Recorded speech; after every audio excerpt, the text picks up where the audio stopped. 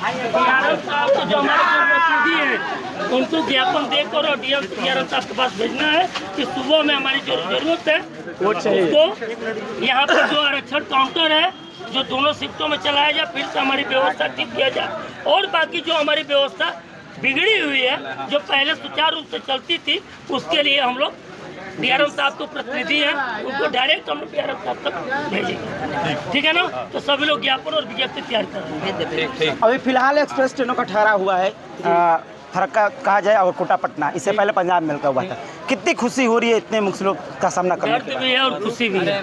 दर्द क्यों है? एक गाना है ना आज एक बहुत एगरी वायरल बा, तड़प पाओगे तड़प पालो, तड़प तड़प कर भी तुम्हारे पास आएंगे, तड़प पाना वही हमारी कॉन्सेंस है। हम तड़प तड़प कर भी की लौट कर भी भारत सरकार, रेल मंत्रालय, यहाँ की जनप्रतिनिधि सभी लोगों के पास जा रहे थे और बार बार वही शब्द निकल रहा था, तड़प पाओगे तड़प पालो, तड़प तड़प कर फिर भी तुम्हारे पास आएंगे। तो ये हमारी कहानी है। अब इसको आप समझ लीजिए कि हम कितना आनंद में हैं और कितना दुख में हैं।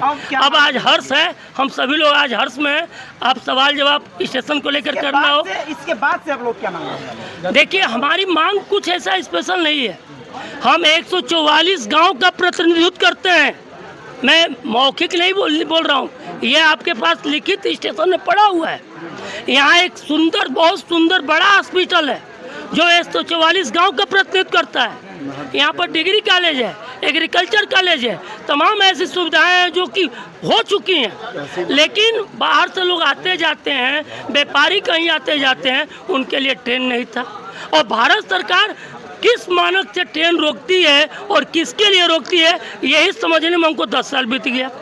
आज हमें मिली है, मैं भारत सरकार, रेल मंत्रालय, सराय तहसील की जनता जो इस संघर्ष में साथ दिए, रेलवे कल्याण समिति, व्यापार मंडल और तमाम ऐसे समाज सेवी संगठन थे, सबका इसमें सहयोग मिला और सभी लोगों ने हमारे संघर्षों में हिस्सा लिया था। मैं सबको धन्यवाद देता हूँ कि आप लोगों की आवाज़, ये हो सकता है कुछ समय हमको ट्रेन न मिली जिसका हमें आज तक दुख है, लेकिन आवाज़ उठाना भी एक ज़रूरत होती है और ये लगातार आवाज़ पिछले 5-10 सालों से उठ रही थी। तो आवाज़ तो उठ ही रही थी, अब उसको किस रूप में कहाँ पर जाकर आवाज़ की पूर्ति होनी है, आपके सामने आज वो दिन है। 10/9/2025 सभी जनता जनार्दन को फिर से मैं तहे दिल से हार्दिक बधाई देते हुए आप पत्रकार बंधु को भी बधाई देता हूँ। जय हिंद, जय भारत। कैसा लग रहा है? आज ट्रेनों का ठहराव सुनिश्चित हो गया है। अब आगे आप लोग भदौरा रेलवे स्टेशन के किस विकास के लेकर कार्य? आज हमारी जो मांग थी भदौरा स्टेशन के ट्रेनों को, वो पूरा नहीं हुआ है।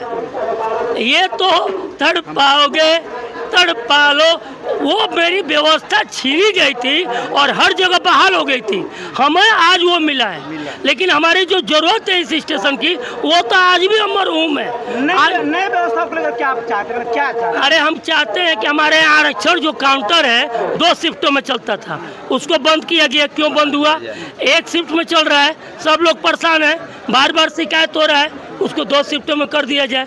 हमारे यहाँ मॉर्निंग में 12 घंटे पर कोई ट्रेन नहीं है, पटना जाने और इधर जाने के लिए पूरा और पश्चिम, रात्रि में 8-7-5 बजे के बाद। तो ये तमाम ऐसी बुनियादी ज़रूरतें हैं कि आज के समय में देश विकास कर रहा है, लोग चांद बजा रहे हैं, आप लोग चांद बजा रहे हैं और 150 किलोमीटर पटना जाने में हमको कम से कम 9 घंटा लग रहा है। ये हमारे लिए शर्म की बात है और भारत सरकार के लिए भी शर्म की बात है कि आप विकास की बात तो करते हो, लेकिन बुनियादी जो विकास होती है जनता की, उससे हम मरहूम हैं और इससे मरहूम आपके द्वारे हैं। तो आप हमारी बात सुने और हमारी बात का जाँच करा लें, रिपोर्ट मंगा लें, तब हमारी व्यवस्था बहाल करें। मैं नहीं कहता हूं कि मेरे द्वारा सुनी सुनाई बात पर करें। रेलवे स्टेशन पर मूलभूत सुविधाओं का क्या व्यवस्था है? रेलवे स्टेशन पर तत्काल कोरोना के बाद पैसेंजर ट्रेनें चलती थी और सारी जो व्यवस्था थी सब छीण भंगुर हो चुका था। रेलवे के द्वारा दी जाती है, जल की व्यवस्था नहीं है, उसकी यहाँ पे टोटियाँ अभी सारी व्यवस्थाएं ध्वस्त हैं। आप ट्रेन पकड़ने के टाइम पर आइए तो पानी कभी मिलेगा कभी नहीं मिलेगा, सारी टोटियाँ ध्वस्त हैं, प्लेटफार्म उबड़ खाबड़ हो चुका है, इसलिए कि ट्रेन थी नहीं, लोग आ जा नहीं रहे थे।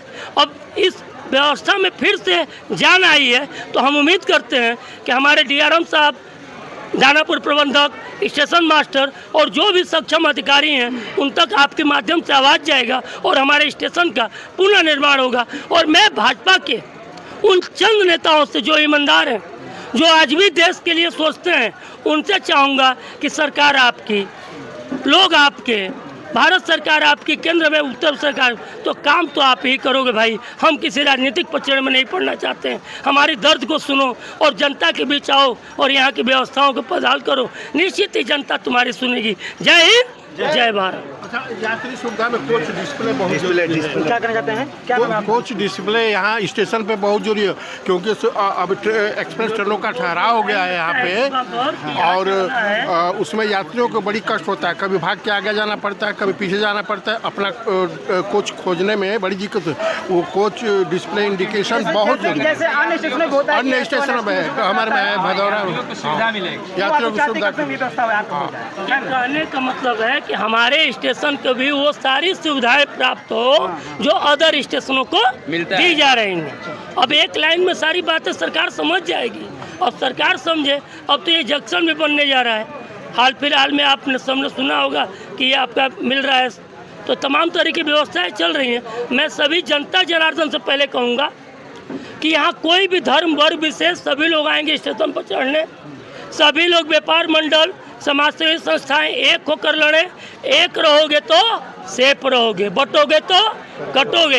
यही तुम्हारी स्थिति रही, इसीलिए यहाँ इतना लेट हुआ। अभी भी मिल जाओ और सब एक हो जाओ और प्रेम से बोलो भारत माता की वंदे इंकलाब, इंकलाब, इंकलाब, इंकलाब, इंकलाब, इंकलाब, इंकलाब, इंकलाब, जिंदाबाद। बोलिए भारत